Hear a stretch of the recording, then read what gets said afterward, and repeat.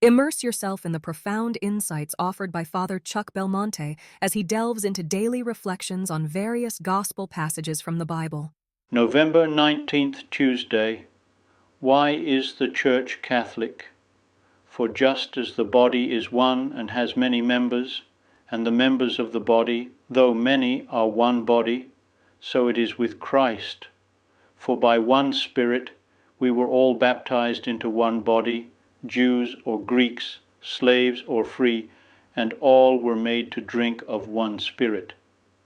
The unity of the Church, Christ's mystical body, is based on her doctrine, her means for achieving holiness, and her hierarchy. Her scope is universal. Her message is meant for all humanity. People of every race and nation practice the same faith, receive the same sacraments, and are subject to the same head.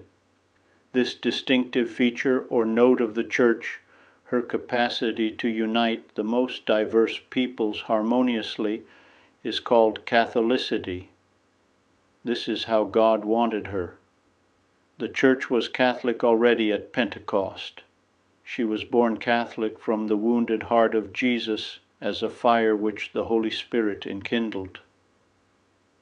In the 2nd century, the Christians called the Church Catholic to distinguish her from the sects which, using the name of Christ, were betraying his doctrine in one way or another.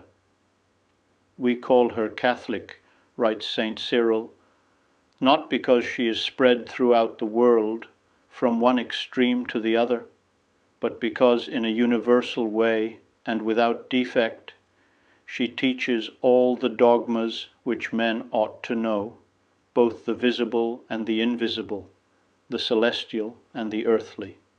Likewise, she draws to true worship all types of men, those who govern and those who are ruled, the learned and the ignorant.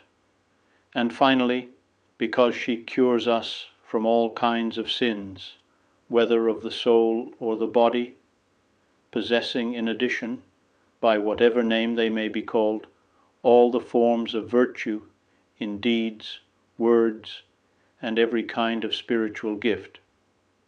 The Catholicity of the Church does not depend on whether or not non-Catholics acclaim and acknowledge it, nor does it have anything to do with the fact that in non-spiritual matters, the opinions of some people in positions of authority in the Church are taken up and sometimes exploited by those who fashion public opinion when these churchmen have views similar to theirs. It will often happen that the aspect of truth defended in any human ideology will find an echo or foundation in the perennial teaching of the Church. This is, in a certain sense, a sign of the divinity of the revelation which the magisterium safeguards. But the spouse of Christ is Catholic, even when she is deliberately ignored by many and even abused and persecuted, as unfortunately happens in so many places. Ask God our Lord now, along with me, that we Catholics may never forget these truths, and that we may resolve to put them into practice. The Catholic Church does not need the approval of men, for she is the work of God. I would be delighted to extend an invitation to you once again tomorrow for another insightful reflection on the Gospel by Father Belmonte.